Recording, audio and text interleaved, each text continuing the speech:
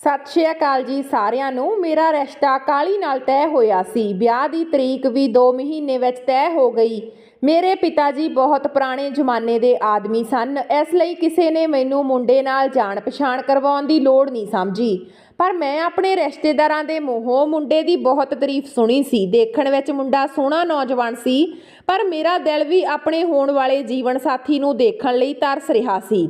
ਮੈਂ ਆਪਣੀ ਭਾਬੀ ਨੂੰ ਕਿਹਾ ਕਿ ਮੈਂ ਮੁੰਡੇ ਨੂੰ ਦੇਖਣਾ ਚਾਹੁੰਦੀ ਹਾਂ, ਤਾਂ ਭਾਬੀ ਕੰਨਾਂ 'ਤੇ ਹੱਥ ਰੱਖ ਕੇ ਕਹਿਣ ਲੱਗੀ, ਤੇਰੇ ਪਿਤਾ ਜੀ ਬਿਲਕੁਲ ਨਹੀਂ ਮੰਨਣਗੇ। ਹਾਂ, ਜੇ ਤੂੰ ਚਾਹੇ ਤਾਂ ਤੂੰ ਉਸ ਦੀ ਤਸਵੀਰ ਦੇਖ ਸਕਦੀ ਆ। ਮੈਂ ਤਸਵੀਰ 'ਤੇ ਹੀ ਰਾਜੀ ਹੋ ਗਈ ਕਿ ਘੱਟੋ ਘੱਟ ਮੁੰਡੇ ਦੀ ਇੱਕ ਝਲਕ ਤਾਂ ਦੇਖ ਲਵਾਂਗੀ, ਜਿਸ ਦੇ ਨਾਲ ਮੈਂ ਸਾਰੀ ਉਮਰ ਗੁਜ਼ਾਰਨੀ ਹੈ। ਉਸ ਨੂੰ ਮੈਂ ਬਿਨਾਂ ਦੇਖੇ ਆਪਣੇ ਪਤੀ ਦੇ ਰੂਪ ਵਿੱਚ ਕਿਵੇਂ ਸਵੀਕਾਰ ਕਰ ਸਕਦੀ ਸੀ। ਤੇ ਜਦੋਂ ਭਾਬੀ ਨੇ ਮੈਨੂੰ ਅਜੇ ਦੀ ਤਸਵੀਰ ਦਿਖਾਈ ਤਾਂ ਮੇਰਾ ਦਿਲ ਧੜਕਣਾ ਛੱਡ ਗਿਆ। ਮੈਂ ਆਪਣੀ ਜ਼ਿੰਦਗੀ ਵਿੱਚ ਇੰਨਾ ਸੋਹਣਾ ਨੌਜਵਾਨ ਕਦੇ ਨਹੀਂ ਦੇਖਿਆ ਸੀ। ਮੇਰੀ ਕਿਸਮਤ ਦੇਖ ਕੇ ਮੇਰਾ ਦਿਲ ਖੁਸ਼ ਹੋ ਗਿਆ ਤੇ ਰੱਬ ਨੇ ਮੈਨੂੰ ਕਿੰਨਾ ਸੋਹਣਾ ਪਤੀ ਦਿੱਤਾ।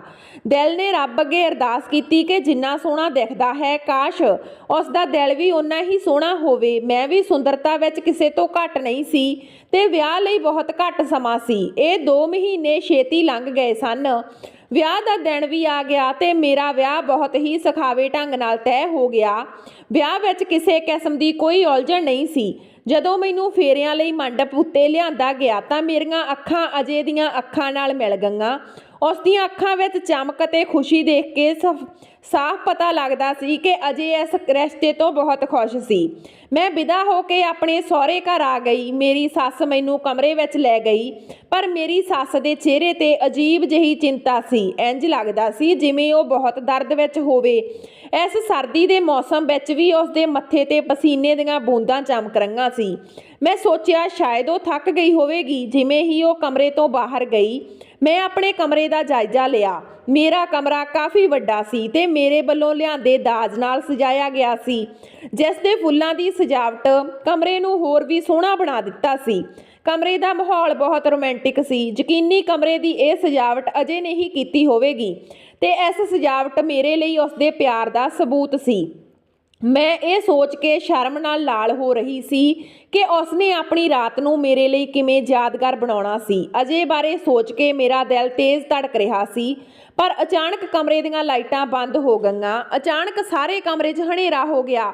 ਦਸੰਬਰ ਦਾ ਮਹੀਨਾ ਸੀ, ਇਸ ਲਈ ਗਰਮੀ ਦਾ ਸਵਾਲ ਹੀ ਨਹੀਂ ਪੈਦਾ ਹੁੰਦਾ ਸੀ। ਸਰਦੀ ਪੂਰੇ ਜ਼ੋਰਾਂ 'ਤੇ ਸੀ, ਪਰ ਮੈਨੂੰ ਇਸ ਹਨੇਰੇ ਵਿੱਚ ਕੁਝ ਦਿਖਾਈ ਨਹੀਂ ਦੇ ਰਿਹਾ ਸੀ। ਮੈਂ ਸੋਚ ਰਹੀ ਸੀ ਕਿ ਲਾਈਟਾਂ ਅਚਾਨਕ ਬੰਦ ਕਿਉਂ ਹੋ ਗਈਆਂ। ਪਰ ਉਸ ਸਮੇਂ ਮੈਂ ਕਮਰੇ ਦਾ ਦਰਵਾਜ਼ਾ ਖੁੱਲ੍ਹਣ ਦੀ ਆਵਾਜ਼ ਸੁਣੀ ਤੇ ਖੁੱਲ੍ਹਣ ਤੋਂ ਬਾਅਦ ਮੈਨੂੰ ਦਰਵਾਜ਼ਾ ਬੰਦ ਹੋਣ ਦੀ ਆਵਾਜ਼ ਵੀ ਸੁਣਾਈ ਦਿੱਤੀ। ਮੈਂ ਹਨੇਰੇ ਵਿੱਚ ਕੁਝ ਵੀ ਨਹੀਂ ਦੇਖ ਸਕਦੀ ਸੀ, ਸਿਰਫ ਇੱਕ ਕਾਲਾ ਪਰਛਾਵਾਂ ਦਿਖਾਈ ਦੇ ਰਿਹਾ ਸੀ। ਮੈਂ ਹੌਲੀ ਜਿਹੀ ਕਿਹਾ, ਕੌਣ ਆ? ਫਿਰ ਆਵਾਜ਼ ਆਈ, ਮੈਂ ਅਜੇ, ਤੇਰਾ ਪਤੀ ਆ। ਇਹ ਸੁਣ ਕੇ ਮੈਂ ਸ਼ਰਮ ਨਾਲ ਹੋਰ ਕੁਝ ਨਾ ਕਹਿ ਸਕੀ। ਅਜੇ ਨਹੀਂ ਮੇਰੇ ਕੋਲ ਆ ਕੇ ਕਿਹਾ ਕਿ ਸਾਡੇ ਇਲਾਕੇ ਦਾ ਬਿਜਲੀ ਦਾ ਟਰਾਂਸਫਾਰਮ ਸੜ ਗਿਆ, ਜਿਸ ਕਾਰਨ ਅਸੀਂ ਰਾਤ ਭਰ ਸੌਂ ਨਹੀਂ ਸਕਾਂਗੇ। ਇਹ ਸੁਣ ਕੇ ਮੈਂ ਬਹੁਤ ਪਰੇਸ਼ਾਨ ਹੋਈ, ਕਿਉਂਕਿ ਮੈਂ ਅਜੇ ਦਾ ਚਿਹਰਾ ਠੀਕ ਤਰ੍ਹਾਂ ਨਹੀਂ ਦੇਖ ਸਕਦੀ ਸੀ। ਮੇਰਾ ਮੋਬਾਈਲ ਮੇਰੇ ਪਰਸ ਵਿੱਚ ਸੀ। ਮੈਨੂੰ ਨਹੀਂ ਪਤਾ ਸੀ ਕਿ ਪਰਸ ਹਨੇਰੇ ਵਿੱਚ ਕਿੱਥੇ ਰੱਖਿਆ ਹੋਇਆ ਸੀ, ਨਹੀਂ ਤਾਂ ਮੈਂ ਆਪਣੇ ਮੋਬਾਈਲ ਦੀ ਟਾਰਚ ਦੀ ਵਰਤੋਂ ਕਰ ਲੈਂਦੀ। ਅਜੇ ਮੇਰੇ ਕੋਲ ਬੈਠ ਗਿਆ। ਮੈਂ ਸੋਚਿਆ ਕਿ ਸ਼ਾਇਦ ਉਹ ਆਪਣੇ ਮੋਬਾਈਲ ਦੀ ਟਾਰਚ ਲਾਈਟ ਜਗਾ ਲਵੇਗਾ, ਪਰ ਉਸਨੇ ਅਜਿਹਾ ਕੁਝ ਨਹੀਂ ਕੀਤਾ। ਉਸਨੇ ਕਿਹਾ ਕਿ ਸਾਨੂੰ ਇਹ ਰਾਤ ਹਨੇਰੇ ਵਿੱਚ ਕੱਟਣੀ ਪਵੇਗੀ, ਕਿਉਂਕਿ ਲਾਈਟ ਠੀਕ ਕਰਨ ਲਈ ਤਾਂ ਸਵੇਰੇ ਹੀ ਕੋਈ ਆਵੇਗਾ। ਮੈਂ ਕੀ ਕਹਿ ਸਕਦੀ ਸੀ।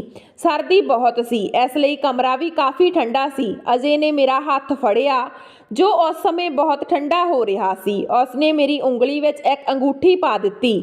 ਫਿਰ ਉਸਨੇ ਕਿਹਾ ਕਿ ਇਹ ਤੇਰੇ ਮੂੰਹ ਦਿਖਾਈ ਦਾ ਤੋਹਫਾ। ਇਸ ਤੋਂ ਬਾਅਦ ਉਹ ਮੇਰੀ ਤਾਰੀਫ ਕਰਨ ਲੱਗਾ। ਅਜੇ ਦੀਆਂ ਗੱਲਾਂ ਵਿੱਚ ਕੁਝ ਅਜਿਹਾ ਜਾਦੂ ਸੀ ਕਿ ਮੈਂ ਉਸ ਜਾਦੂ ਵਿੱਚ ਗਵਾਚ ਗਈ। ਉਹ ਮੇਰੇ ਲਈ ਆਪਣੇ ਪਿਆਰ ਦਾ ਇਜ਼ਹਾਰ ਕਰਦਾ ਰਿਹਾ ਤੇ ਹੌਲੀ-ਹੌਲੀ ਉਸਨੇ ਮੇਰੇ ਗਹਿਣੇ ਵੀ ਆਪਣੇ ਹੱਥ ਨਾਲ ਉਤਾਰ ਦਿੱਤੇ। ਮੈਂ ਉਸਦਾ ਚਿਹਰਾ ਚੰਗੀ ਤਰ੍ਹਾਂ ਨਹੀਂ ਦੇਖ ਸਕੀ। ਅਜੇ ਮੇਰੇ ਬਹੁਤ ਨੇੜੇ ਆ ਗਿਆ, ਇੰਨੀ ਨੇੜੇ ਕਿ ਮੈਂ ਉਸਦੇ ਸਾਹਾਂ ਦੀ ਗੂੰਜ ਨੂੰ ਆਪਣੇ ਚਿਹਰੇ 'ਤੇ ਮਹਿਸੂਸ ਕਰ ਸਕਦੀ ਸੀ। ਤੇ ਫਿਰ ਸਾਡੇ ਵਿਚਕਾਰ ਦੀ ਸਾਰੀ ਦੂਰੀ ਅਲੋਪ ਹੋਣ ਲੱਗੀ। ਮੈਂ ਅਜੇ ਦੀਆਂ ਮਜ਼ਬੂਤ ਬਾਹਾਂ 'ਚ ਚਲੀ ਗਈ। ਅਜੇ ਦੇ ਨਾਲ ਬਿਤਾਏ ਪਲ ਮੇਰੇ ਲਈ ਬਹੁਤ ਕੀਮਤੀ ਬਣ ਗਏ ਸਨ। ਜਾਂ ਫਿਰ ਉਸਨੇ ਉਹਨਾਂ ਪਲਾਂ ਨੂੰ ਮੇਰੇ ਲਈ ਬਹੁਤ ਕੀਮਤੀ ਬਣਾ ਦਿੱਤਾ ਸੀ। ਸਵੇਰੇ ਮੈਂ ਪੰਛੀਆਂ ਦੀ ਚਹਿਕ ਨਾਲ ਜਾਗੀ। ਕਮਰੇ ਵਿੱਚ ਸਾਰੇ ਪਾਸੇ ਰੌਸ਼ਨੀ ਸੀ ਤੇ ਗੁਲਾਬ ਦੀ ਮਹਿਕ ਹੁਣ ਕਮਰੇ ਵਿੱਚ ਮੌਜੂਦ ਸੀ। ਰਾਤ ਨੂੰ ਜਿਵੇਂ ਹੀ ਮੈਂ ਅਜੇ ਬਾਰੇ ਸੋਚਿਆ, ਮੇਰੇ ਚਿਹਰੇ ਤੇ ਮੁਸਕਰਾਹਟ ਆ ਗਈ, ਪਰ ਜਿਵੇਂ ਹੀ ਮੈਂ ਪਾਸਾ ਲਿਆ ਤਾਂ ਮੇਰੇ ਵਾਲੀ ਜਗ੍ਹਾ ਖਾਲੀ ਸੀ। ਮੈਂ ਇੱਕਦਮ ਉੱਠ ਕੇ ਬੈਠ ਗਈ। ਮੈਂ ਇੰਨੀ ਦੇਰ ਤੱਕ ਸੌਂਦੀ ਰਹੀ ਤੇ ਅਜੇ ਵੀ ਉੱਠ ਕੇ ਚਲਾ ਗਿਆ। ਇਹ ਕਿੰਨੀ ਮਾੜੀ ਗੱਲ ਆ। ਅੱਜ ਮੇਰੇ ਸਹੁਰੇ ਘਰ ਵਿੱਚ ਮੇਰਾ ਪਹਿਲਾ ਦਿਨ ਆ ਤੇ ਮੈਂ ਅਜੇ ਵੀ ਸੌਂ ਰਹੀ ਆ। ਅਜੇ ਵੀ ਉੱਠ ਕੇ ਚਲਾ ਗਿਆ ਤੇ ਮੈਨੂੰ ਅਜੇ ਤੇ ਗੁੱਸਾ ਆ ਸੀ ਕਿ ਮੈਨੂੰ ਜਗਾ ਤਾਂ ਦਿੰਦਾ। ਇਹ ਸੋਚ ਕੇ ਮੈਂ ਘੜੀ ਵੱਲ ਦੇਖਿਆ ਤਾਂ ਸਵੇਰ ਦੇ 6 ਵੱਜ ਚੁੱਕੇ ਸਨ। ਹੁਣ ਮੈਂ ਥੋੜਾ ਉਲਝਣ ਮਹਿਸੂਸ ਕਰਨ ਲੱਗੀ। ਬਹੁਤਾ ਸਮਾਂ ਨਹੀਂ ਸੀ ਹੋਇਆ ਕਿ ਅਜੇ ਮੇਰੇ ਕੋਲ ਉੱਠ ਕੇ ਚਲਾ ਗਿਆ। ਖੈਰ, ਮੈਂ ਆਪਣੇ ਖਿਲਰੇ ਵਾਲ ਇਕੱਠੇ ਕੀਤੇ ਤੇ ਹੌਲੀ-ਹੌਲੀ ਕਮਰੇ ਦਾ ਦਰਵਾਜ਼ਾ ਖੋਲ੍ਹਿਆ ਤਾਂ ਸਾਰੇ ਹਾਲ ਵਿੱਚ ਸ਼ਰਨਾਟਾ ਛਾਇਆ ਹੋਇਆ ਸੀ। ਮੈਂ ਵਾਪਸ ਆਪਣੇ ਕਮਰੇ ਵਿੱਚ ਆ ਗਈ, ਪਰ ਨੀਂਦ ਮੇਰੀਆਂ ਅੱਖਾਂ 'ਚੋਂ ਗਾਇਬ ਹੋ ਚੁੱਕੀ ਸੀ। ਅਜੇ ਇੰਨੀ ਸਵੇਰੇ ਕਿੱਥੇ ਚਲਾ ਗਿਆ ਸੀ? ਮੇਰੇ ਸਹੁਰਾ ਘਰ ਮੇਰੇ ਪਹਿਲਾ ਦਿਨ ਸੀ। ਮੈਂ ਉੱਠ ਕੇ ਬਾਹਰ ਨਹੀਂ ਜਾ ਸਕਦੀ ਸੀ, ਇਸ ਲਈ ਮੈਂ ਕਮਰੇ 'ਚ ਹੀ ਬੈਠੀ ਅਜੇ ਦੀ ਉਡੀਕ ਕਰਦੀ ਰਹੀ। 8 ਵਜੇ ਦੇ ਆਸ-ਪਾਸ ਮੈਂ ਕੁਝ ਲੋਕਾਂ ਨੂੰ ਗੱਲਾਂ ਕਰਦੇ ਸੁਣਿਆ। ਜਦੋਂ ਮੈਂ ਉੱਠ ਕੇ ਕਮਰੇ ਵਿੱਚੋਂ ਬਾਹਰ ਆਈ ਤਾਂ ਮੇਰੀ ਸੱਸ ਹਾਲ ਵਿੱਚ ਬੈਠੀ ਹੱਸ ਰਹੀ ਸੀ। ਇੰਜ ਲੱਗਦਾ ਸੀ ਜਿਵੇਂ ਉਹ ਹੁਣੇ ਹੀ ਕਿਧਰੋਂ ਆਈ ਹੋਵੇ। ਮੈਨੂੰ ਦੇਖ ਕੇ ਉਹ ਹਲਕੀ ਜਿਹੀ ਮੁਸਕਰਾਈ ਤੇ ਕਹਿਣ ਲੱਗੀ, ਬੇਟਾ ਇੱਧਰ ਆ, ਮੇਰੇ ਨੇੜੇ ਆ ਕੇ ਬੈਠ। ਮੈਂ ਹੌਲੀ-ਹੌਲੀ ਉਹਨਾਂ ਦੇ ਨੇੜੇ ਜਾ ਕੇ ਉਹਨਾਂ ਦੇ ਪੈਰ ਛੂਏ ਤੇ ਆਸ਼ੀਰਵਾਦ ਲਿਆ। ਫਿਰ ਮੈਂ ਉਹਨਾਂ ਦੇ ਕੋਲ ਬੈਠ ਗਈ। ਮੇਰੀ ਸੱਸ ਕਹਿਣ ਲੱਗੀ, ਮੇਰੀ ਤਬੀਅਤ ਅਚਾਨਕ ਵਿਗੜ ਗਈ ਸੀ। ਫਿਰ ਅਜੇ ਮੈਨੂੰ ਡਾਕਟਰ ਕੋਲ ਲੈ ਗਿਆ। ਇਹ ਸੁਣ ਕੇ ਮੈਂ ਸਮਝ ਗਈ ਕਿ ਅਜੇ ਕਮਰੇ ਵਿੱਚ ਕਿਉਂ ਨਹੀਂ ਸੀ, ਪਰ ਮੇਰੀ ਸੱਸ ਦੀ ਅਗਲੀ ਗੱਲ ਨੇ ਤਾਂ ਮੇਰੇ ਹੋਸ਼ ਉਡਾ ਦਿੱਤੇ।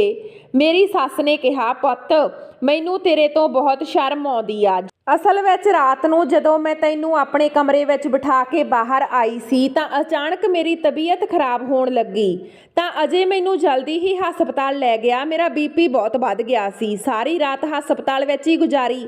ਅਸੀਂ ਹੁਣੇ ਵਾਪਸ ਆਏ ਆ। ਅਜੇ ਮੈਨੂੰ ਛੱਡ ਕੇ ਦਵਾਈ ਲੈਣ ਚਲਾ ਗਿਆ। ਤੂੰ ਸੋਚ ਰਹੀ ਹੋਵੇਂਗੀ ਕਿ ਵਿਆਹ ਵਾਲੀ ਰਾਤ ਹੀ ਪਤੀ ਕਮਰੇ ਵਿੱਚ ਨਹੀਂ ਆਇਆ। ਮੇਰੀ ਸੱਸ ਦੀਆਂ ਗੱਲਾਂ ਸੁਣ ਕੇ ਮੇਰੇ ਦਿਮਾਗ ਵਿੱਚ ਗੱਲਾਂ ਘੁੰਮਣ ਲੱਗ ਪਈਆਂ।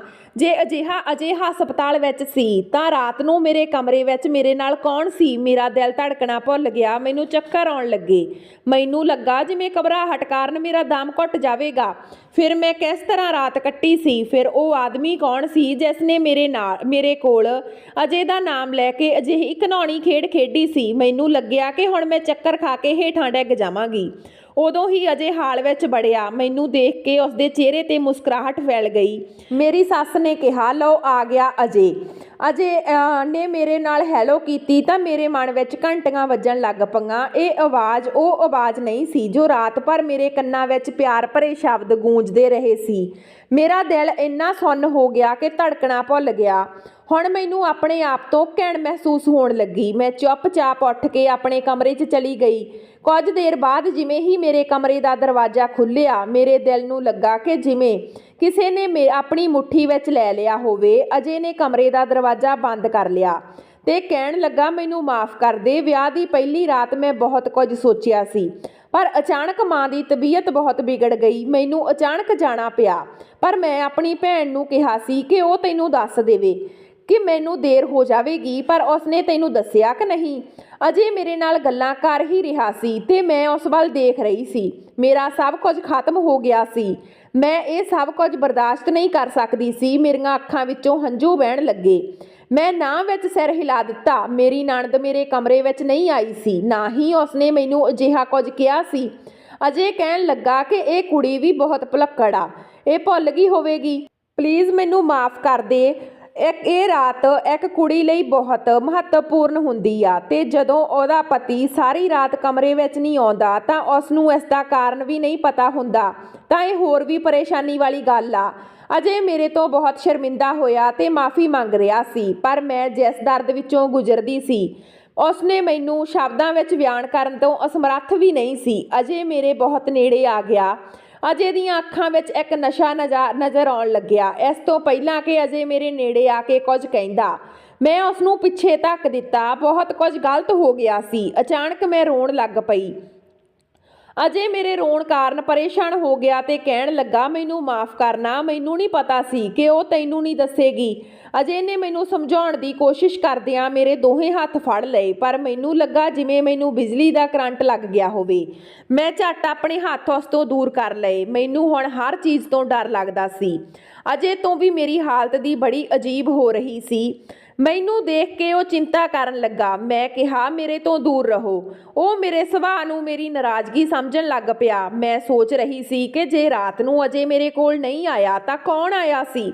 ਅਜੇ ਕਹਿਣ ਲੱਗਾ, ਠੀਕ ਆ, ਚਿੰਤਾ ਨਾ ਕਰ, ਆਰਾਮ ਕਰ, ਇਹ ਮੇਰੀ ਗਲਤੀ ਆ, ਮੈਨੂੰ ਤੈਨੂੰ ਦੱਸਣਾ ਚਾਹੀਦਾ ਸੀ। ਇਹ ਕਹਿ ਕੇ ਉਹ ਕਮਰੇ ਤੋਂ ਬਾਹਰ ਚਲਿਆ ਗਿਆ। ਮੇਰੀ ਹਾਲਤ ਹੁਣ ਵਿਗੜਦੀ ਜਾ ਰਹੀ ਸੀ। ਮੇਰੇ ਕੰਨਾਂ ਵਿੱਚ ਰਾਤ ਭਰ ਦੀਆਂ ਉਹ ਆਵਾਜ਼ਾਂ ਗੂੰਜਣ ਲੱਗ ਪਈਆਂ। ਉਹੀ ਪਿਆਰ ਭਰੇ ਸ਼ਬਦ, ਉਹੀ ਪਿਆਰ ਭਰੀਆਂ ਗੱਲਾਂ। ਮੇਰਾ ਸਾਰਾ ਸਰੀਰ ਕੰਬਣ ਲੱਗ ਪਿਆ। ਸ਼ਾਇਦ ਉਸ ਲਈ ਇੱਕ ਛੋਟਾ ਜਿਹਾ ਸ਼ਬਦ ਹੈ ਜਿਸ ਵਿੱਚ ਮੈਂ ਲੰਘ ਰਹੀ ਸੀ। ਮੇਰੇ ਲਈ ਇਹ ਸਭ ਸਹਿਣਾ ਮੌਤ ਦੇ ਬਰਾਬਰ ਸੀ। ਮੈਂ ਆਪਣੇ ਦੋਵੇਂ ਹੱਥ ਆਪਣੇ ਕੰਨਾਂ ਤੇ ਰੱਖ ਲਏ। ਮੇਰੇ ਤੋਂ ਇਹ ਪਾਪ ਕਿਵੇਂ ਹੋ ਗਿਆ? ਮੈਂ ਆਪਣੇ ਪਤੀ ਅਜੇ ਨਾਲ ਧੋਖਾ ਕੀਤਾ। ਮੈਂ ਇਹ ਸਹਿਣ ਕਰਨ ਦੇ ਯੋਗ ਨਹੀਂ ਸੀ। ਇਹ ਮੇਰੇ ਤੋਂ ਕੀ ਹੋ ਗਿਆ? ਕੋਈ ਮੇਰੇ ਕਮਰੇ 'ਚ ਕਿਵੇਂ ਦਾਖਲ ਹੋਇਆ? ਉਸਨੇ ਹਨੇਰੇ ਦਾ ਫਾਇਦਾ ਕਿਵੇਂ ਉਠਾਇਆ? ਮੈਂ ਕੀ ਕਹਾਂਗੀ? ਅਜੇ ਨੂੰ ਮੇਰੀ ਗੱਲ ਤੇ ਕੌਣ ਵਿਸ਼ਵਾਸ ਕਰੇਗਾ? ਮੇਰੇ ਦਿਮਾਗ ਵਿੱਚ ਚੱਲਣ ਵਾਲੇ ਸਵਾਲ ਨੇ ਮੇਰੀ ਜਾਨ ਲੈ ਲਈ। ਜੇ ਮੈਂ ਚੁੱਪ ਰਹਿੰਦੀ ਤਾਂ ਪਾਪ ਦੀ ਤਲਵਾਰ ਮੇਰੇ ਸਿਰ ਤੇ ਲਟਕ ਰਹੀ ਸੀ ਜੋ ਮੈਨੂੰ ਹਰ ਪਲ ਮਾਰ ਰਹੀ ਸੀ। ਤੇ ਜੇ ਮੈਂ ਅਜੇ ਨੂੰ ਸਭ ਕੁਝ ਦੱਸ ਦਿੱਤਾ ਤਾਂ ਉਹ ਕਦੇ ਵੀ ਮੇਰੀ ਗੱਲ ਤੇ ਵਿਸ਼ਵਾਸ ਨਾ ਕਰਦਾ। ਉਹ ਸੋਚਦਾ ਕਿ ਮੈਂ ਆਪਣੇ ਪੇਕਿਆਂ ਦੇ ਘਰ ਤੋਂ ਹੀ ਚਰਿੱਤਰਹੀਨ ਦਾ ਦਾਗ ਲੈ ਕੇ ਆਪਣੇ ਸਹੁਰੇ ਘਰ ਆਈ ਹਾਂ। ਮੈਂ ਕਿਸ ਦਹਾੜੇ ਤੇ ਖੜੀ ਸੀ? ਮੇਰੇ ਮਨ ਵਿੱਚ ਇੱਕ ਹੋਰ ਡਰ ਸੀ ਕਿ ਰਾਤ ਨੂੰ ਅਜੇ ਜਦੋਂ ਮੇਰੇ ਨੇੜੇ ਆਵੇਗਾ ਸ਼ਾਇਦ ਉਸ ਨੂੰ ਪਤਾ ਲੱਗ ਜਾਵੇਗਾ ਕਿ ਮੈਂ ਪਹਿਲਾਂ ਤੋਂ ਹੀ ਆਪਣਾ ਕੁਵਾਰਾਪਣ ਗਵਾ ਚੁੱਕੀ ਹਾਂ। ਇਹ ਸੋਚ ਕੇ ਮੇਰਾ ਦਿਲ ਕੰਬ ਰਿਹਾ ਸੀ। ਮੈਂ ਆਪਣੀ ਜ਼ਿੰਦਗੀ ਵਿੱਚ ਅਜੇ ਤੋਂ ਇਲਾਵਾ ਕਦੇ ਕਿਸੇ ਬਾਰੇ ਗਲਤ ਨਹੀਂ ਸੋਚਿਆ ਸੀ। ਅਜੇ ਮੇਰੀ ਜ਼ਿੰਦਗੀ ਵਿੱਚ ਆਉਣ ਵਾਲਾ ਪਹਿਲਾ ਆਦਮੀ ਸੀ ਤੇ ਮੇਰਾ ਦਿਲ ਦੀ ਧੜਕਣ ਉਸ ਲਈ ਹੀ ਸੀ। ਮੈਂ ਉਸ ਨੂੰ ਆਪਣਾ ਪਤੀ ਮੰਨ ਲਿਆ ਸੀ ਤੇ ਆਪਣੇ ਦਿਲ ਵਿੱਚ ਉਸ ਨਾਲ ਪਿਆਰ ਕਰ ਲਿਆ ਸੀ। ਪਰ ਉਹ ਕੌਣ ਨੀਚ ਇਨਸਾਨ ਸੀ ਜਿਸ ਨੇ ਇੱਕ ਰਾਤ ਵਿੱਚ ਮੇਰੇ ਤੋਂ ਜਿਉਣ ਦਾ ਹੱਕ ਖੋਹ ਲਿਆ ਸੀ? ਮੈਂ ਆਪਣੇ ਵਾਲਾਂ ਨੂੰ ਮੁੱਠੀ ਵਿੱਚ ਫੜ ਲਿਆ ਤੇ ਰੋ ਰਹੀ ਸੀ। ਸਵੇਰ ਦੇ 10 ਵੱਜ ਚੁੱਕੇ ਸਨ ਜਦੋਂ ਮੇਰੇ ਕਮਰੇ ਵਿੱਚ ਦਸਤਕ ਹੋਈ। ਮੇਰੀਆਂ ਅੱਖਾਂ ਰੋਣ ਨਾਲ ਲਾਲ ਹੋ ਗਈਆਂ ਸੀ। ਮੈਂ ਝੱਟ ਆਪਣੇ ਹੰਝੂ ਪੂੰਝੇ। ਮੇਰੀ ਨਣਦ ਰੀਆ ਸੀ। ਉਸਨੇ ਕਿਹਾ, ਭਾਬੀ ਆ ਕੇ ਨਾਸ਼ਤਾ ਕਰੋ। ਰੀਆ ਅਜੇ ਦੀ ਜੁੜਵਾ ਭੈਣ ਸੀ। ਸਿਰਫ ਇਹ ਦੋ ਭੈਣ ਭਰਾ ਸਨ। ਘਰ ਵਿੱਚ ਹੋਰ ਕੋਈ ਮਰਦ ਨਹੀਂ ਸੀ। ਇਸ ਲਈ ਮੇਰੇ ਨਾਲ ਇਹ ਘਿਨਾਉਣੀ ਖੇਡ ਕਿਸਨੇ ਖੇਡੀ? ਆਖਰ ਇਹ ਕਿਸਨੇ ਕੀਤਾ? ਇਹ ਇੱਕ ਸਵਾਲ ਮੈਨੂੰ ਮਾਰ ਰਿਹਾ ਸੀ। ਮੈਂ ਉੱਠ ਕੇ ਵਾਸ਼ਰੂਮ ਗਈ। ਮੂੰਹ ਹੱਥ ਧੋ ਕੇ ਕਮਰੇ ਤੋਂ ਬਾਹਰ ਆ ਗਈ। ਬਾਹਰ ਡਾਈਨਿੰਗ ਟੇਬਲ ਤੇ ਸਿਰਫ ਅਜੇ ਅਤੇ ਰੀਆ ਹੀ ਨਾਸ਼ਤਾ ਕਰ ਰਹੇ ਸੀ। ਮੇਰੀ ਸੱਸ ਉੱਥੇ ਨਹੀਂ ਸੀ। ਸ਼ਾਇਦ ਉਹ ਬਿਮਾਰ ਹੋਣ ਕਾਰਨ ਸੌਂ ਰਹੀ ਸੀ। ਮੈਂ ਅਜੇ ਦੇ ਕੋਲ ਬੈਠ ਗਈ। ਉਹ ਆਪਣੀ ਭੈਣ ਨੂੰ ਝਿੜਕ ਰਿਹਾ ਸੀ ਕਿ ਤੂੰ ਮੇਰੀ ਗੱਲ ਸੁਣ ਕੇ ਆਪਣੀ ਭਾਬੀ ਨੂੰ ਕਿਉਂ ਨਹੀਂ ਦੱਸਿਆ ਕਿ ਮੈਂ ਅੱਜ ਰਾਤ ਕਮਰੇ ਵਿੱਚ ਨਹੀਂ ਆਵਾਂਗਾ। ਉਸਨੇ ਕਿਹਾ ਕਿ ਮੈਂ ਬਹੁਤ ਥੱਕ ਗਈ ਸੀ, ਇਸ ਲਈ ਮੈਂ ਲੇਟ ਗਈ ਤੇ ਫਿਰ ਸੌਂ ਗਈ। ਇੱਕ ਹੋਰ ਗੱਲ ਮੇਰੇ ਸਾਹਮਣੇ ਆਈ। ਰੀਆ ਕਹਿਣ ਲੱਗੀ ਕਿ ਰਾਤ ਨੂੰ ਸਾਡੇ ਘਰ ਦੀਆਂ ਲਾਈਟਾਂ ਬੰਦ ਹੋ ਗਈਆਂ।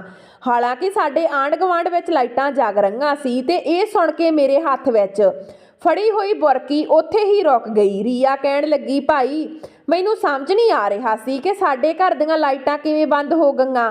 ਸਾਰੀ ਰਾਤ ਲਾਈਟਾਂ ਬੰਦ ਰਹੀਆਂ ਤੇ ਜਦੋਂ ਸਵੇਰੇ ਉੱਠੀ ਤਾਂ ਲਾਈਟਾਂ ਚੈੱਕ ਕੀਤੀਆਂ ਤਾਂ ਕਿਸੇ ਨੇ ਸਾਡੇ ਮੇਨ ਗੇਟ ਘਰ ਦੀ ਸਵਿੱਚ ਬੰਦ ਕੀਤੀ ਹੋਈ ਸੀ। ਪਤਾ ਨਹੀਂ ਇਹ ਸਭ ਕਿਸ ਨੇ ਕੀਤਾ। ਇਸ ਗੱਲ ਬਾਰੇ ਸੁਣ ਕੇ ਅਜੇ ਪਹਿਲਾਂ ਤਾਂ ਇਸ ਬਾਰੇ ਸੋਚਣ ਲੱਗਾ, ਫਿਰ ਮੋਢੇ ਹਿਲਾ ਕੇ ਕਿਹਾ ਕਿ ਸ਼ਾਇਦ ਉਸਦੇ ਕਿਸੇ ਦੋਸਤ ਨੇ ਸ਼ਰਾਰਤ ਕੀਤੀ ਹੋਵੇਗੀ। ਉਸਨੇ ਆਪਣੇ ਘਰ ਨੂੰ ਜਾਂਦੇ ਹੋਏ ਮੇਨ ਸਵਿੱਚ ਬੰਦ ਕਰ ਦਿੱਤਾ ਹੋਵੇਗਾ। ਇਹ ਕਹਿ ਕੇ ਅਜੇ ਨੇ ਗੱਲ ਖਤਮ ਕਰ ਦਿੱਤੀ। ਮੈਂ ਨਾਸ਼ਤਾ ਕਰਕੇ ਆਪਣੇ ਕਮਰੇ 'ਚ ਆ ਗਈ। ਮੈਂ ਸੋਚ ਰਹੀ ਸੀ ਕਿ ਮੇਰੇ ਨਾਲ ਇਹ ਘਿਨਾਉਣੀ ਖੇਡ ਖੇਡਣ ਵਾਲਾ ਕੌਣ ਹੋ ਸਕਦਾ। ਫਿਰ ਮੇਰੇ ਮੋਬਾਈਲ ਦੀ ਘੰਟੀ ਵੱਜਣ ਲੱਗੀ। ਜਦੋਂ ਮੈਂ ਮੋਬਾਈਲ ਚੁੱਕਿਆ ਤਾਂ ਅਣਜਾਣ ਨੰਬਰ ਸੀ। ਜਿਵੇਂ ਹੀ ਮੈਂ ਫੋਨ ਚੁੱਕਿਆ ਤਾਂ ਮੈਂ ਹੈਰਾਨ ਰਹਿ ਗਈ। ਇਹ ਉਹੀ ਆਦਮੀ ਸੀ। ਉਸਨੇ ਪੁੱਛਿਆ, ਤੁਸੀਂ ਕਿਵੇਂ ਹੋ? ਉਸਦੀ ਆਵਾਜ਼ ਸੁਣ ਕੇ ਮੇਰੇ ਹੱਥੋਂ ਫੋਨ ਡਿੱਗ ਪਿਆ। ਉਸ ਕੋਲ ਮੇਰਾ ਨੰਬਰ ਵੀ ਸੀ। ਇਹ ਕੌਣ ਸੀ? ਮੈਂ ਬਹੁਤ ਘਬਰਾ ਗਈ। ਮੈਂ ਪੁੱਛਿਆ, ਤੁਸੀਂ ਕੌਣ? ਮੇਰੀ ਗੱਲ ਸੁਣ ਕੇ ਉਹ ਉੱਚੀ ਆਵਾਜ਼ 'ਚ ਬੋਲਿਆ। ਉਸਨੇ ਕਿਹਾ, ਤੁਸੀਂ ਵੀ ਪੁੱਛ ਰਹੇ ਹੋ ਕਿ ਮੈਂ ਕੌਣ ਆ? ਕਿ ਤੁਸੀਂ ਕੱਲ੍ਹ ਵਾਲੀ ਰਾਤ ਭੁੱਲ ਗਏ ਹੋ? ਉਹ ਪਲ ਅਜੇ ਵੀ ਮੈਨੂੰ ਸੁਨਹਿਰੀ ਸੁਪਨੇ ਵਾਂਗ ਜਾਪਦੇ ਹਨ। ਤੇਰੇ ਵਰਗੀ ਸੋਹਣੀ ਕੁੜੀ ਅੱਜ ਤੱਕ ਮੇਰੀ ਜ਼ਿੰਦਗੀ ਵਿੱਚ ਨਹੀਂ ਆਈ ਸੀ। चित्त खुश हो गया मेरा। जे तुसीं कहो तां कल दी मुलाकात नूं अज फिर दोबारा दोहरा देवां। ਇਹ सुण के मेरे कान विच सीटियां वज्जण लगीਆਂ। मैं कहा कि तूं कौन आ? ਇਹ सब मेरे नाल क्यों कीता? ਉਹ फिर मेरियां गल्लां ते ਉੱਚੀ ਉੱਚੀ हੱसण ਲੱਗਾ ਤੇ ਕਹਿਣ ਲੱਗਾ कि मैं तैनूं दुल्हन दे रूप विच देख के पागल हो गया ते मैं अपने आप ते काबू नहीं कर सकिया। अजे नूं भी ਇਹ नहीं पता कि ਉਹਦੀ किस्मत किन्नी चंगी आ। हर कुड़ी ਪਹਿਲਾਂ ਉਸ ਵੱਲ ਆਕਰਸ਼ਿਤ ਹੁੰਦੀ ਆ, ਭਾਵੇਂ मैं किसे तो घੱਟ ਸੋਹਣਾ नहीं हाँ, पर अजय ਦੇ ਸਾਹਮਣੇ मैं थोड़ा घटिया लगदा। मैं ਉਸ ਤੋਂ ਅਜਿਹੀਆਂ ਗੱਲਾਂ ਹੋਰ ਨਹੀਂ ਸੁਣਨਾ ਚਾਹੁੰਦੀ ਸੀ, ਇਸ ਲਈ ਮੈਂ ਗੁੱਸੇ ਨਾਲ ਫੋਨ ਬੰਦ ਕਰ ਦਿੱਤਾ। ਮੈਂ ਉਸ ਦੀਆਂ ਗੱਲਾਂ ਤੋਂ ਅੰਦਾਜ਼ਾ ਲਗਾ ਸਕਦੀ ਸੀ ਕਿ ਉਹ ਬੰਦਾ ਕਿੰਨਾ ਘਟੀਆ ਸੀ। ਕਿੰਨੀ ਹੈਰਾਨੀ ਦੀ ਗੱਲ ਹੈ ਕਿ ਉਹ ਆਦਮੀ ਮੇਰਾ फ़ोन नंबर जाणदा है। ਉਹ किन्नी ਬਹੂਦਗੀ ਨਾਲ ਆਪਣੀ ਗੰਦੀ ਖੇਡ ਦਾ ਪਰਦਾਫਾਸ਼ ਕਰ ਰਿਹਾ ਸੀ। ਮੇਰਾ ਦਿਲ ਇੰਨਾ ਬੇਚੈਨ ਸੀ ਕਿ ਸ਼ਾਇਦ ਮੈਂ ਆਪਣੇ ਦਰਦਾਂ ਨੂੰ ਸ਼ਬਦਾਂ ਵਿੱਚ ਬਿਆਨ ਨਹੀਂ ਕਰ ਸਕਦੀ ਸੀ। ਮੇਰਾ ਸਾਰਾ ਦਿਨ ਇਸੇ ਪਰੇਸ਼ਾਨੀ ਵਿੱਚ ਗੁਜ਼ਰਿਆ ਸੀ। पर रात ਨੂੰ ਮੈਨੂੰ ਫਿਰ ਇੱਕ ਨੰਬਰ ਤੋਂ ਮੈਸੇਜ ਆਇਆ ਕਿ ਜੇ ਤੂੰ ਅਜੇ ਨੂੰ ਆਪਣੇ ਨੇੜੇ ਆਉਣ ਦਿੱਤਾ ਤਾਂ ਮੈਂ ਤੇਰਾ ਰਾਜ ਸਭ ਦੇ ਸਾਹਮਣੇ ਜ਼ਾਹਰ ਕਰ ਦੇਵਾਂਗਾ ਤੇ ਅਜੇ ਨੂੰ ਦੱਸਾਂਗਾ ਕਿ ਮੇਰਾ ਇਸ ਕੁੜੀ ਨਾਲ ਵਿਆਹ ਤੋਂ ਪਹਿਲਾਂ ਹੀ ਅਫੇਅਰ ਚੱਲ ਰਿਹਾ। ਇਸ ਕੁੜੀ ਨਾਲ ਮੇਰੇ ਹਰ ਤਰ੍ਹਾਂ ਦੇ ਸੰਬੰਧ ਹਨ। ਤੁਸੀਂ ਮੇਰੇ ਦਿਲ ਨੂੰ ਪਸੰਦ ਆ ਗਏ ਹੋ। ਮੈਂ ਤੁਹਾਡੇ ਨਾਲ ਉਹੀ ਪਿਆਰ ਭਰੇ ਪਲ ਦੁਬਾਰਾ ਵਧਾਉਣਾ ਚਾਹੁੰਦਾ ਹਾਂ। ਇਸ ਲਈ ਕੰਨ ਖੋਲ੍ਹ ਕੇ ਸੁਣੋ। ਅਜੇ ਇਸ ਨੂੰ ਆਪਣੇ ਨੇੜੇ ਨਾ ਆਉਣ ਦਿਓ, ਨਹੀਂ ਤਾਂ ਨਤੀਜਾ ਤੁਹਾਡੇ ਲਈ ਤੁਸੀਂ ਖੁਦ ਜ਼ਿੰਮੇਵਾਰ ਹੋਵੋਗੇ। ਵੈਸੇ ਇੱਕ ਗੱਲ ਦੱਸੋ, ਮੈਂ ਉਸ ਰਾਤ ਤੁਹਾਨੂੰ ਖੁਸ਼ ਤਾਂ ਕੀਤਾ? ਮੈਂ ਬਹੁਤ ਗੁੱਸੇ ਵਿੱਚ ਆ ਗਈ ਤੇ ਮੈਂ ਫੋਨ ਕੱਟ ਦਿੱਤਾ। ਮੈਨੂੰ ਕੁਝ ਸਮਝ ਨਹੀਂ ਆ ਰਿਹਾ ਸੀ ਕਿ ਕੀ ਕਹਾਂ। ਇਹ ਗੱਲ ਸੁਣ ਕੇ ਮੈਂ ਹੁਣ ਅਜੇ ਤੋਂ ਲੁਕੋ ਕੇ ਰੱਖੀ ਸੀ। ਉਹ ਮੇਰੀ ਜ਼ਿੰਦਗੀ ਬਰਬਾਦ ਕਰ ਦੇਵੇਗਾ। ਮੈਨੂੰ ਕੁਝ ਪਤਾ ਨਹੀਂ ਸੀ ਕਿ ਉਹ ਆਦਮੀ ਕੌਣ ਸੀ। ਮੈਂ ਆਪਣੇ ਮਨ ਵਿੱਚ ਆਪਣੇ ਅਤੀਤ ਨੂੰ ਦੇਖ ਲਿਆ ਸੀ, ਪਰ ਮੈਨੂੰ ਕੋਈ ਅਜਿਹਾ ਲੜਕਾ ਯਾਦ ਨਹੀਂ ਆ ਰਿਹਾ ਸੀ ਕਿ ਜੋ ਮੇਰੀ ਜ਼ਿੰਦਗੀ ਨੂੰ ਬਰਬਾਦ ਕਰ ਰਿਹਾ ਸੀ। ਉਸ ਤੋਂ ਬਾਅਦ ਉਸ ਲੜਕੇ ਨੇ ਮੈਨੂੰ ਕੁਝ ਤਸਵੀਰਾਂ ਦਿਖਾਈਆਂ ਜੋ ਸ਼ਾਇਦ ਉਸ ਨੂੰ ਸਾਡੇ ਵਿਆਹ ਦੀ ਪਹਿਲੀ ਰਾਤ ਮਿਲੀਆਂ ਸਨ, ਜਦ ਕਿ ਮੈਂ ਉਸ ਦੇ ਮੋਢੇ 'ਤੇ ਸਿਰ ਰੱਖ ਕੇ ਗੂੜੀ ਨੀਂਦ ਵਿੱਚ ਸੌਂ ਰਹੀ ਸੀ। ਉਸ ਨੇ ਆਪਣਾ ਚਿਹਰਾ ਨੰਗਾ ਕੀਤਾ ਹੋਇਆ ਸੀ ਤਾਂ ਮੈਂ ਉਸ ਨੂੰ ਦੇਖ ਕੇ ਪੂਰੀ ਤਰ੍ਹਾਂ ਹੈਰਾਨ ਰਹਿ ਗਈ। ਮੈਂ ਇਹ ਸਵਾਲ ਕਈ ਵਾਰ ਦੁਹਰਾਇਆ ਸੀ ਕਿ ਤੁਸੀਂ ਕੌਣ ਹੋ? ਮੇਰੀ ਜ਼ਿੰਦਗੀ ਕਿਉਂ ਬਰਬਾਦ ਕਰ ਰਹੇ ਹੋ? ਪਰ ਜਵਾਬ ਵਿੱਚ ਉਹ ਹੱਸਣ ਲੱਗ ਪੈਂਦਾ ਸੀ। ਪਰ ਇਹ ਰਾਜ ਵੀ ਕਾਫੀ ਦੇਰ ਤੱਕ ਗੁਪਤ ਹੀ ਰਿਹਾ। ਰਾਤ ਨੂੰ ਜਦੋਂ ਵੀ ਅਜੇ ਮੇਰੇ ਨੇੜੇ ਆਉਣ ਦੀ ਕੋਸ਼ਿਸ਼ ਕਰਦਾ ਤਾਂ ਮੈਂ ਉਸ ਨੂੰ ਕਿਸੇ ਨਾ ਕਿਸੇ ਬਹਾਨੇ ਆਪਣੇ ਤੋਂ ਦੂਰ ਕਰ ਦਿੰਦੀ। ਪਰ ਜ਼ਾਹਿਰ ਹੈ ਕਿ ਉਹ ਮੇਰਾ ਪਤੀ ਹੈ, ਉਹ ਕਿੰਨਾ ਕੁ ਚਿਰ ਮੇਰੇ ਤੋਂ ਦੂਰ ਰਹਿ ਸਕਦਾ? ਮੇਰੇ ਅੰਦਰ ਇਹ ਡਰ ਹਮੇਸ਼ਾ ਬਣਿਆ ਰਹਿੰਦਾ ਸੀ ਕਿ ਜੇ ਅਜੇ ਮੇਰੇ ਨੇੜੇ ਆ ਗਿਆ ਤਾਂ ਜੇਕਰ ਉਸ ਨੂੰ ਮੇਰੀ ਪਹਿਲੀ ਰਾਤ ਦੀ ਸੱਚਾਈ ਦਾ ਪਤਾ ਲੱਗ ਗਿਆ ਤਾਂ ਉਹ ਮੈਨੂੰ ਤਲਾਕ ਦੇ ਦੇਵੇਗਾ। ਤੇ ਦੂਜਾ ਡਰ ਸੀ ਕਿ ਜੇਕਰ ਉਸ ਲੜਕੇ ਨੂੰ ਪਤਾ ਲੱਗ ਗਿਆ ਕਿ ਉਹ ਅਜੇ ਨੂੰ ਮੇਰੇ ਬਾਰੇ ਝੂਠੀ ਖਬਰ ਦੇ ਕੇ ਮੇਰਾ ਘਰ ਬਰਬਾਦ ਕਰ ਦੇਵੇਗਾ। ਔਰਤ ਲਈ ਉਸ ਦਾ ਘਰ ਬਹੁਤ ਮਹੱਤਵਪੂਰਨ ਹੁੰਦਾ ਤੇ ਇਸ ਤੋਂ ਬਾਅਦ ਵੀ ਉਸ ਦੇ ਲਈ ਉਸ ਦੀ ਇੱਜ਼ਤ ਹੁੰਦੀ ਆ। ਜੇ ਉਹ ਮੁੰਡਾ ਇਦਾਂ ਦੀਆਂ ਗੱਲਾਂ ਫੈਲਾ ਕੇ ਮੇਰਾ ਘਰ ਬਰਬਾਦ ਕਰ ਦੇਵੇਗਾ ਤਾਂ ਮੇਰੀ ਇੱਜ਼ਤ ਦੀ ਵੀ ਨਿਲਾਮੀ ਹੋ ਜਾਵੇਗੀ ਤੇ ਕੋਈ ਵੀ ਔਰਤ ਵਿਆਹ ਤੋਂ ਬਾਅਦ ਤਲਾਕ ਨਹੀਂ ਲੈਣਾ ਚਾਹੁੰਦੀ। ਮੈਂ ਬਹੁਤ ਪਰੇਸ਼ਾਨ ਸੀ। ਮੇਰਾ ਦਿਲ ਡਰਦਾ ਰਹਿੰਦਾ ਸੀ। ਇੱਕ ਦਿਨ ਅਜਿਹਾ ਹੋਇਆ ਕਿ ਮੇਰੇ ਹੋਸ਼ ਉੱਡ ਗਏ। ਮੇਰੀ ਨਣਦ ਰੀਆ ਦੀ ਆਪਣੇ ਇੱਕ ਦੋਸਤ ਨਾਲ ਮੰਗਣੀ ਹੋ ਗਈ ਸੀ। ਦੋਵੇਂ ਇੱਕੋ ਕਲਾਸ 'ਚ ਪੜ੍ਹਦੇ ਸਨ। ਇੱਕ ਵਾਰ ਉਹ ਸਾਡੇ ਘਰ ਆਇਆ। ਮੇਰੀ ਸੱਸ ਲਈ ਮੈਨੂੰ ਸਵੇਰ ਤੋਂ ਹੀ ਦੱਸਿਆ ਗਿਆ ਸੀ ਕਿ ਰੀਆ ਦਾ ਮੰਗੇਤਰ ਸਾਡੇ ਨਾਲ ਰਾਤ ਦੇ ਖਾਣੇ ਤੇ ਆਵੇਗਾ, ਇਸ ਲਈ ਮੈਂ ਖਾਣੇ ਦੀ ਸਾਰੀ ਤਿਆਰੀ ਕਰ ਲਈ ਸੀ। ਰਾਤ ਨੂੰ ਜਦੋਂ ਰੀਆ ਦਾ ਮੰਗੇਤਰ ਆਇਆ ਤਾਂ ਮੈਂ ਰਸੋਈ ਵਿੱਚ ਰੁੱਝੀ ਹੋਈ ਸੀ। ਰੀਆ ਵੀ ਖਾਣਾ ਬਣਾਉਣ ਵਿੱਚ ਮੇਰੀ ਮਦਦ ਕਰ ਰਹੀ ਸੀ। ਜਦੋਂ ਸਭ ਕੁਝ ਤਿਆਰ ਹੋ ਗਿਆ ਤਾਂ ਰੀਆ ਕਹਿਣ ਲੱਗੀ, ਭਾਬੀ ਜੀ, ਉਹਨਾਂ ਲੋਕਾਂ ਦੇ ਸਾਹਮਣੇ ਇਹ ਨਾ ਦੱਸਿਓ ਕਿ ਤੁਸੀਂ ਖਾਣਾ ਤਿਆਰ ਕੀਤਾ, ਸਿਰਫ ਇਹ ਕਹਿਣਾ ਕਿ ਮੈਂ ਇਸ ਨੂੰ ਬਣਾਇਆ ਹੈ। ਹਰ ਵਾਰ ਮੇਰੇ ਖਾਣੇ ਵਿੱਚ ਕੋਈ ਨਾ ਕੋਈ ਕਮੀ ਰਹਿੰਦੀ ਹੈ। ਮੈਂ ਰੀਆ ਦੀ ਹਾਲਤ ਨੂੰ ਸਮਝ ਸਕਦੀ ਸੀ।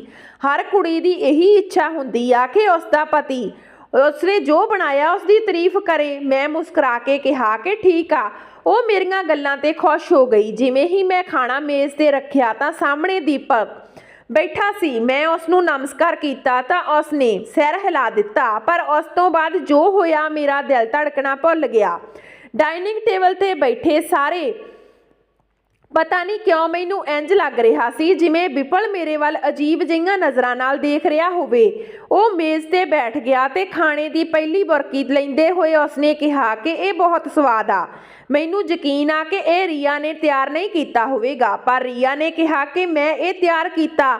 ਜੇ ਤੁਹਾਨੂੰ ਕੋਈ ਸ਼ੱਕ ਆ ਤਾਂ ਤੁਸੀਂ ਭਾਬੀ ਤੋਂ ਪੁੱਛ ਲਓ। ਮੈਂ ਖਾਣਾ ਖਾ ਰਹੀ ਸੀ ਪਰ ਵਿਪਲ ਦੀ ਆਵਾਜ਼ ਸੁਣ ਕੇ ਮੇਰੀ ਬੁਰਕੀ ਮੇਰੇ ਮੂੰਹ ਵਿੱਚ ਹੱਥ ਵਿੱਚ ਹੀ ਰਹਿ ਗਈ। ਮੈਂ ਝੱਟ ਉਸ ਵੱਲ ਦੇਖਿਆ। ਉਸ ਦੀਆਂ ਅੱਖਾਂ ਵਿੱਚ ਜੋ ਕੁਝ ਮੈਂ ਦੇਖਿਆ ਉਹ ਮੇਰੀ ਜਾਨ ਲੈਣ ਲਈ ਕਾਫੀ ਸੀ।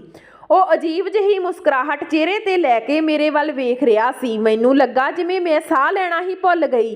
ਉਸ ਦੀ ਆਵਾਜ਼ ਮੈਂ ਕਿਵੇਂ ਭੁੱਲ ਸਕਦੀ ਸੀ? ਉਸ ਦੇ ਪਿਆਰ ਨੇ ਤਾਂ ਮੇਰੀ ਨੀਂਦ ਖਰਾਬ ਕਰ ਦਿੱਤੀ ਸੀ, ਮੇਰੇ ਦਿਲ ਦੀ ਸ਼ਾਂਤੀ ਨੂੰ ਬਰਬਾਦ ਕਰ ਦਿੱਤਾ ਸੀ। ਵਿਪਲ ਕਹਿ ਰਿਹਾ ਸੀ ਕਿ ਖਾਣਾ ਇੰਨਾ ਸਵਾਦੀ ਆ ਕਿ ਮੇਰਾ ਮਨ ਕਰਦਾ ਇਸ ਨੂੰ ਪਕਾਉਣ ਵਾਲੇ ਦੇ ਹੱਥਾਂ ਨੂੰ ਚੁੰਮ ਲਵਾਂ। ਉਹ ਲਗਾਤਾਰ ਮੇਰੇ ਵੱਲ ਵੇਖ ਰਿਹਾ ਸੀ ਅਤੇ ਗੱਲਾਂ ਕਰ ਰਿਹਾ ਸੀ। ਮੇਰੀ ਸੱਸ ਵੀ ਉਸ ਦੇ ਬਰਾਬਰ ਹੀ ਬੈਠੀ ਸੀ। ਉਹ ਲਗਾਤਾਰ ਹੱਸ ਰਿਹਾ ਸੀ। ਮੈਨੂੰ ਉਸ ਦਾ ਹਾਸਾ ਬਿਲਕੁਲ ਵੀ ਪਸੰਦ ਨਹੀਂ ਸੀ। ਮੇਰੇ ਕੰਨ ਧੋਖਾ ਨਹੀਂ ਖਾ ਸਕਦੇ ਸੀ। ਇਹ ਉਹੀ ਆਦਮੀ ਸੀ ਜਿਸ ਨੇ ਮੈਨੂੰ ਬਰਬਾਦ ਕਰ ਦਿੱਤਾ ਸੀ। ਮੈਂ ਸੋਚ ਵੀ ਨਹੀਂ ਸਕਦੀ ਸੀ ਕਿ ਮੇਰੀ ਨਣਦ ਦਾ ਹੋਣ ਵਾਲਾ ਪਤੀ ਮੇਰੇ ਨਾਲ ਇੰਨੀ ਵੱਡੀ ਬਦਤਮੀਜ਼ੀ ਕਰ ਸਕਦਾ। ਮੈਂ ਅੱਜ ਤਾਂ ਉਸ ਨੂੰ ਪਹਿਲਾਂ ਕਦੇ ਨਹੀਂ ਦੇਖਿਆ ਸੀ, ਜਾਣਦੀ ਵੀ ਨਹੀਂ ਸੀ। ਫਿਰ ਉਸਨੇ ਮੇਰੀ ਜ਼ਿੰਦਗੀ ਕਿਉਂ ਬਰਬਾਦ ਕੀਤੀ? ਖਾਣਾ ਅੱਧ ਵਿਚਾਲੇ ਛੱਡ ਕੇ ਮੈਂ ਵਾਪਸ ਆਪਣੇ ਕਮਰੇ 'ਚ ਆ ਗਈ। ਕੁਝ ਦੇਰ ਬਾਅਦ ਮੇਰੇ ਮੋਬਾਈਲ ਤੇ ਮੈਸੇਜ ਆਇਆ ਕਿ ਕੱਲ ਦੁਪਹਿਰ ਨੂੰ ਹੋਟਲ ਦੇ ਕਮਰੇ 'ਚ ਪਹੁੰਚ ਜਾਵੀਂ, ਨਹੀਂ ਤਾਂ ਮੈਂ ਤੇਰਾ ਰਾਜ ਸਾਰਿਆਂ ਨੂੰ ਦੱਸ ਦਿਆਂਗਾ। ਮੈਂ ਆਪਣਾ ਮੋਬਾਈਲ ਬੰਦ ਕਰ ਦਿੱਤਾ ਤੇ ਮੈਂ ਆਪਣਾ ਸਿਰ ਆਪਣੇ ਦੋਵਾਂ ਹੱਥਾਂ ਨਾਲ ਫੜ ਲਿਆ। ਮੈਂ ਇਹ ਪਾਪ ਨਹੀਂ ਕਰ ਸਕਦੀ ਸੀ, ਪਰ ਜੇ ਮੈਂ ਸੱਚ ਕਹਾਂ ਤਾਂ ਮੇਰੀ ਵੀ ਕੋਈ ਮੇਰੇ ਤੇ ਵਿਸ਼ਵਾਸ ਵੀ ਨਹੀਂ ਕਰੇਗਾ। ਇਸ ਸਮੇਂ ਮੈਂ ਬਹੁਤ ਪਰੇਸ਼ਾਨ ਸੀ। ਮੈਨੂੰ ਹੋਟਲ ਦੇ ਕਮਰੇ ਵਿੱਚ ਜਾਣਾ ਚਾਹੀਦਾ ਜਾਂ ਨਹੀਂ? ਰਾਤ ਨੂੰ ਜਦੋਂ ਅਜੇ ਮੇਰੇ ਕਮਰੇ 'ਚ ਆਇਆ ਤਾਂ ਉਸ ਦਾ ਅੰਦਾਜ਼ ਬਦਲ ਚੁੱਕਾ ਸੀ। ਉਸ ਦੀਆਂ ਅੱਖਾਂ ਨਸ਼ੇ ਨਾਲ ਭਰੀਆਂ ਹੋਈਆਂ ਸੀ। ਉਹ ਮੇਰੇ ਬਹੁਤ ਨੇੜੇ ਆ ਗਿਆ। ਉਸਨੇ ਮੇਰੇ ਹੱਥ ਨੂੰ ਫੜ ਲਿਆ ਤੇ ਕਿਹਾ ਕਿ ਹੁਣ ਮੈਂ ਤੇਰੇ ਤੋਂ ਦੂਰ ਨਹੀਂ ਰਹਿ ਸਕਦਾ। ਤੂੰ ਮੇਰੇ ਤੋਂ ਕਿਉਂ ਭੱਜਦੀ ਆ? ਮੈਂ ਉਸ ਨੂੰ ਆਪਣੇ ਹੱਥ ਨਾਲ ਦੂਰ ਕਰ ਦਿੱਤਾ। ਉਹ ਮੇਰੀ ਇਸ ਹਰਕਤ ਤੇ ਹੈਰਾਨ ਸੀ। ਉਸਨੇ ਕਿਹਾ ਕਿ ਤੂੰ ਮੇਰੇ ਤੋਂ ਕਿਉਂ ਭੱਜਦੀ ਆ? ਠੀਕ ਆ ਕਿ ਵਿਆਹ ਵਾਲੀ ਰਾਤ ਮੈਂ ਆਪਣੀ ਮਾਂ ਦੇ ਨਾਲ ਹਸਪਤਾਲ ਗਿਆ ਸੀ, ਇਸ ਲਈ ਸਾਨੂੰ ਇਸ ਗੱਲ ਦਾ ਪਤਾ ਨਹੀਂ ਸੀ, ਪਰ ਤੂੰ ਮੈਨੂੰ ਇਸ ਗੱਲ ਦੀ ਸਜ਼ਾ ਕਦੋਂ ਤੱਕ ਦੇਵੇਂਗੀ? ਮੈਂ ਚੁੱਪ ਸੀ। ਉਸ ਨੂੰ ਨਹੀਂ ਪਤਾ ਸੀ ਕਿ ਮੈਂ ਕਿਸ ਕਿਸਮ ਦੀ ਮੁਸੀਬਤ ਵਿੱਚ ਆ। ਉਹ ਮੇਰੇ ਤੇ ਵਿਸ਼ਵਾਸ ਕਰੇਗਾ ਵੀ ਜਾਂ ਨਹੀਂ? ਮੈਂ ਕਿਹਾ, ਅਜੇ ਤੂੰ ਮੈਨੂੰ ਕਿੰਨਾ ਪਿਆਰ ਕਰਦਾ? ਮੇਰੇ ਸਵਾਲ ਤੇ ਉਹ ਮੇਰੇ ਵੱਲ ਧਿਆਨ ਨਾਲ ਦੇਖਣ ਲੱਗਾ ਤੇ ਪੁੱਛਣ ਲੱਗਾ ਕਿ ਇਸ ਦਾ ਕੀ ਮਤਲਬ ਆ। ਉਹ ਸ਼ਰਾਰਤੀ ਮੂਡ ਵਿੱਚ ਸੀ, ਪਰ ਮੈਂ ਬਹੁਤ ਸ਼ਾਂਤ। ਮੈਂ ਕਿਹਾ, ਵਿਪਲ ਤੁਹਾਨੂੰ ਕਿਵੇਂ ਲੱਗਦਾ? ਮੇਰੇ ਸਵਾਲ ਤੇ ਉਸਨੇ ਕਿਹਾ ਕਿ ਇਹ ਵਿਪਲ ਸਾਡੇ ਵਿਚਕਾਰ ਕਿੱਥੋਂ ਆ ਗਿਆ? ਮੈਂ ਕਿਹਾ, ਇਹ ਦੱਸੋ ਇਹ ਕਿਹੋ ਜਿਹਾ ਮੁੰਡਾ? ਅਜੇ ਕਹਿਣ ਲੱਗਾ ਕਿ ਚੰਗਾ, ਅਤੇ ਉਹ ਮੇਰਾ ਤੇ ਰੀਆ ਦਾ ਦੋਸਤ ਆ। ਰੀਆ ਤੇ ਮੈਂ ਇੱਕੋ ਜਮਾਤ ਵਿੱਚ ਪੜ੍ਹਦੇ ਸੀ ਕਿਉਂਕਿ ਅਸੀਂ ਜੁੜਵਾ ਸੀ ਤੇ ਵਿਪਲ ਵੀ ਸਾਡੇ ਨਾਲ ਉਹੀ ਕਲਾਸ ਵਿੱਚ ਪੜ੍ਹਦਾ ਸੀ। ਅਸੀਂ ਤਿੰਨੋਂ ਆਪਸ 'ਚ ਬਹੁਤ ਚੰਗੇ ਦੋਸਤ ਸੀ। ਉਹ ਆਪਣੇ ਮਾਪਿਆਂ ਦਾ ਇਕਲੌਤਾ ਪੁੱਤਰ ਆ, ਪਰ ਹਾਂ ਉਹ ਥੋੜਾ ਚਰਿੱਤਰਹੀਣ ਕਿਸਮ ਦਾ ਮੁੰਡਾ। ਅੱਜ ਕੱਲ੍ਹ ਦੇ ਮੁੰਡੇ ਅਜਿਹੇ ਹੀ ਹੁੰਦੇ ਹਨ। ਉਹ ਵਿਆਹ ਤੋਂ ਬਾਅਦ ਆਪੇ ਸੁਧਰ ਜਾਵੇਗਾ। ਮੈਂ ਕਿਹਾ ਕਿ ਮੈਨੂੰ ਇਹ ਬਿਲਕੁਲ ਵੀ ਨਹੀਂ ਪਸੰਦ ਆਇਆ। ਮੇਰੀ ਗੱਲ ਸੁਣ ਕੇ ਅਜੇ ਦਾ ਮੱਥਾ ਫਟ ਗਿਆ। ਉਸਨੇ ਕਿਹਾ, ਮਾਂ ਦੇ ਸਾਹਮਣੇ ਕੁਝ ਨਾ ਕਹੀਂ। ਮਾਂ ਵਿਪਲ ਨੂੰ ਬਹੁਤ ਪਿਆਰ ਕਰਦੀ ਆ, ਉਸ ਨੂੰ ਆਪਣਾ ਜਵਾਈ ਮੰਨਦੀ ਆ। ਮੈਂ ਅਜੇ ਨਾਲ ਗੱਲ ਕਰਨ ਲਈ ਆਪਣੀ ਸਾਰੀ ਹਿੰਮਤ ਇਕੱਠੀ ਕਰ ਲਈ ਸੀ, ਪਰ ਮੈਂ ਚੁੱਪ ਰਹੀ। ਅਗਲੇ ਦਿਨ ਜਦੋਂ ਮੈਂ ਹੋਟਲ ਗਈ ਤਾਂ ਵਿਪਲ ਕਮਰੇ ਵਿੱਚ ਪਹਿਲਾਂ ਹੀ ਮੌਜੂਦ ਸੀ। ਮੈਨੂੰ ਦੇਖ ਕੇ ਬੋਲਿਆ, ਦੇਖ ਲੈ ਆਖਰ ਤੂੰ ਆਈ ਗਈ। ਮੈਨੂੰ ਪਤਾ ਸੀ ਤੂੰ ਆਉਣਾ ਹੀ ਆ। ਮੈਂ ਰੋਣ ਲੱਗ ਪਈ। ਮੈਂ ਕਿਹਾ, ਮੈਂ ਤੇਰਾ ਕੀ ਨੁਕਸਾਨ ਕੀਤਾ? ਤੂੰ ਇਹ ਸਭ ਮੇਰੇ ਨਾਲ ਕੀਤਾ। ਵਿਪਲ ਨੇ ਕਿਹਾ ਕਿ ਜਦੋਂ ਮੈਂ ਤੈਨੂੰ ਪਹਿਲੀ ਵਾਰ ਦੁਲਹਨ ਦੇ ਰੂਪ 'ਚ ਦੇਖਿਆ ਸੀ ਤਾਂ ਮੈਂ ਤੈਨੂੰ ਦੇਖਦਾ ਹੀ ਰਹਿ ਗਿਆ। ਹੁਣ ਮੇਰਾ ਦਿਲ ਤੇਰੇ ਤੇ ਆ ਗਿਆ, ਇਸ ਲਈ ਮੈਂ ਰੀਆ ਦੀ ਮਾਂ ਦੇ ਖਾਣੇ 'ਚ ਦਵਾਈ ਮਿਲਾ ਦਿੱਤੀ ਸੀ, ਜਿਸ ਨਾਲ ਉਸਦਾ BP ਵੱਧ ਗਿਆ। ਮਜਬੂਰੀ ਵਿੱਚ ਅਜੇ ਨੂੰ ਉਸਦੇ ਨਾਲ ਹਸਪਤਾਲ ਜਾਣਾ ਪਿਆ ਤੇ ਫਿਰ ਮੈਂ ਮੇਨ ਸਵਿਚ ਬੰਦ ਕਰਕੇ ਤੇਰੇ ਕਮਰੇ 'ਚ ਆ ਗਿਆ। ਰੀਆ ਦੀਆਂ ਨਜ਼ਰਾਂ ਵਿੱਚੋਂ ਮੈਂ ਘਰੋਂ ਚਲਾ ਗਿਆ ਸੀ। ਵਿਪਲ ਲਈ ਇਹ ਸੰਭਵ ਨਹੀਂ ਆ ਕਿ ਉਹ ਪਸੰਦ ਕਰਨ ਵਾਲੀ ਚੀਜ਼ ਨੂੰ ਛੱਡ ਦੇਵੇ। ਉਹ ਹਰ ਗੱਲ ਮੰਨ ਰਿਹਾ ਸੀ। ਮੈਂ ਮੁਸਕਰਾਈ ਤੇ ਉਸ ਵੱਲ ਦੇਖਿਆ ਤੇ ਕਮਰੇ ਦਾ ਦਰਵਾਜ਼ਾ ਖੋਲ੍ਹਿਆ। ਅਜੇ ਬਾਹਰ ਖੜਾ ਸੀ। ਮੈਂ ਅਜੇ ਨੂੰ ਆਪਣੇ ਨਾਲ ਲੈ ਆਈ ਸੀ ਤਾਂ ਜੋ ਉਹ ਸੱਚਾਈ ਜਾਣ ਸਕੇ। ਮੈਂ ਫੈਸਲਾ ਕਰ ਲਿਆ ਸੀ ਕਿ ਮੇਰੇ ਨਾਲ ਜੋ ਮਰਜ਼ੀ ਹੋ ਜਾਵੇ, ਭਾਵੇਂ ਅਜੇ ਮੈਨੂੰ ਤਲਾਕ ਦੇ ਦੇਵੇ, ਮੈਂ ਵਿਪਲ ਨੂੰ ਉਸਦੇ ਨਾਪਾਕ ਇਰਾਦਿਆਂ ਵਿੱਚ ਕਾਮਯਾਬ ਨਹੀਂ ਹੋਣ ਦੇਵਾਂਗੀ। ਇੱਥੋਂ ਮੈਨੂੰ ਬਲੈਕਮੇਲ ਕਰਕੇ ਮੇਰੇ ਨਾਲ ਗਲਤ ਕਰਦਾ ਸੀ, ਦੂਜੇ ਪਾਸੇ ਉਹ ਰੀਆ ਨੂੰ ਧੋਖਾ ਦੇ ਰਿਹਾ ਸੀ। ਮੇਰੀ ਜ਼ਿੰਦਗੀ ਬਰਬਾਦ ਹੋ ਗਈ ਸੀ। ਮੈਂ ਰੀਆ ਦੀ ਜ਼ਿੰਦਗੀ ਬਰਬਾਦ ਨਹੀਂ ਕਰਨਾ ਚਾਹੁੰਦੀ ਸੀ। ਉਸ ਸਮੇਂ ਅਜੇ ਦੀਆਂ ਅੱਖਾਂ ਗੁੱਸੇ ਨਾਲ ਹਲਾਲ ਹੋ ਗਈਆਂ। ਵਿਪਲ ਦਾ ਰੰਗ ਉੱਡ ਗਿਆ ਤੇ ਅਜੇ ਨੇ ਵਿਪਲ ਨੂੰ ਬਹੁਤ ਕੁੱਟਿਆ ਤੇ ਰੀਆ ਦਾ ਉਸ ਨਾਲ ਰਿਸ਼ਤਾ ਵੀ ਤੋੜ ਦਿੱਤਾ। ਵਿਪਲ ਦਾ ਮੋਬਾਈਲ ਖੋਲ੍ਹਿਆ ਤੇ ਉਸ ਵਿੱਚੋਂ ਮੇਰੀਆਂ ਸਾਰੀਆਂ ਫੋਟੋਆਂ ਡਿਲੀਟ ਕਰ ਦਿੱਤੀਆਂ। ਅਜੇ ਮੇਰੇ ਸਾਹਮਣੇ ਸ਼ਰਮਿੰਦਾ ਸੀ ਤੇ ਮੈਂ ਬੇਹਾਲ ਰੋ ਰਹੀ ਸੀ। ਅਜੇ ਨੇ ਕਿਹਾ, ਚਿੰਤਾ ਨਾ ਕਰ, ਇਹ ਸਭ ਮੇਰੇ ਤੋਂ ਬਾਹਰ ਨਹੀਂ ਜਾਵੇਗਾ। ਤੇਰੇ ਨਾਲ ਇਹ ਹਾਦਸਾ ਮੇਰੇ ਕਾਰਨ ਹੋਇਆ ਹੈ ਤੇ ਮੈਂ ਤੈਨੂੰ ਇਸ ਤਰ੍ਹਾਂ ਬੇਸਹਾਰਾ ਨਹੀਂ ਛੱਡਾਂਗਾ। ਅਜੇ ਨੇ ਮੈਨੂੰ ਦਿਲੋਂ ਸਵੀਕਾਰ ਕਰ ਲਿਆ। ਹਾਂ, ਘਰ ਆ ਕੇ ਮੈਂ ਰੀਆ ਨੂੰ ਪੂਰੀ ਸੱਚਾਈ ਦੱਸ ਦਿੱਤੀ ਕਿ ਵਿਪੁਲ ਨੇ ਮੇਰੇ ਨਾਲ ਕੀ ਕੀਤਾ ਸੀ। ਇਹ ਦੱਸਣਾ ਜ਼ਰੂਰੀ ਸੀ। ਜੇ ਰੀਆ ਨੂੰ ਸੱਚ ਨਾ ਦੱਸਿਆ ਹੁੰਦਾ ਤਾਂ ਰੀਆ ਵਿਪੁਲ ਨੂੰ ਆਪਣੇ ਦਿਲ ਵਿੱਚੋਂ ਨਹੀਂ ਕੱਢ ਸਕਦੀ ਸੀ। ਵਿਪੁਲ ਦੀ ਸੱਚਾਈ ਜਾਣ ਕੇ ਰੀਆ ਬਹੁਤ ਰੋਈ। ਉਸ ਦਾ ਦਿਲ ਟੁੱਟ ਗਿਆ ਸੀ, ਪਰ ਘੱਟੋ ਘੱਟ ਉਸ ਨੂੰ ਰਾਹਤ ਸੀ ਕਿ ਰੀਆ ਨੇ ਆਪਣੇ ਆਪ ਨੂੰ ਇੱਕ ਗਲਤ ਆਦਮੀ ਤੋਂ ਬਚਾਇਆ ਸੀ। ਅਜੇ ਨੇ ਮੈਨੂੰ ਦਿਲੋਂ ਸਵੀਕਾਰ ਕਰ ਲਿਆ। ਸੋ ਦੋਸਤੋ, ਇਹ ਸੀ ਸਾਡੀ ਅੱਜ ਦੀ ਕਹਾਣੀ। ਜੇ ਵਧੀਆ ਲੱਗੀ ਤਾਂ ਲਾਈਕ ਸ਼ੇਅਰ ਜ਼ਰੂਰ ਕਰਿਓ। ਜੇ ਚੈਨਲ ਤੇ ਪਹਿਲੀ ਵਾਰ ਹੋ ਤਾਂ ਚੈਨਲ ਨੂੰ ਸਬਸਕ੍ਰਾਈਬ ਕਰਿਓ। ਜੇ ਤੁਹਾਡੇ ਕੋਲੇ ਵੀ ਇਹੋ ਜਿਹੀਆਂ ਸਟੋਰੀਆਂ ਸਾਡੇ ਕੋਲੋਂ ਪੋਸਟ ਕਰਵਾਉਣਾ ਚਾਹੁੰਦੇ ਹੋ ਤਾਂ ਸਾਡੇ ਇੰਸਟਾਗ੍ਰਾਮ ID ਤੇ DM ਕਰ ਸਕਦੇ ਹੋ। ਮਿਲਦੇ ਆ ਨਵੀਂ ਕਹਾਣੀ ਦੇ ਨਾਲ। ਤਦ ਤੱਕ ਸਤਿ ਸ਼੍ਰੀ ਅਕਾਲ।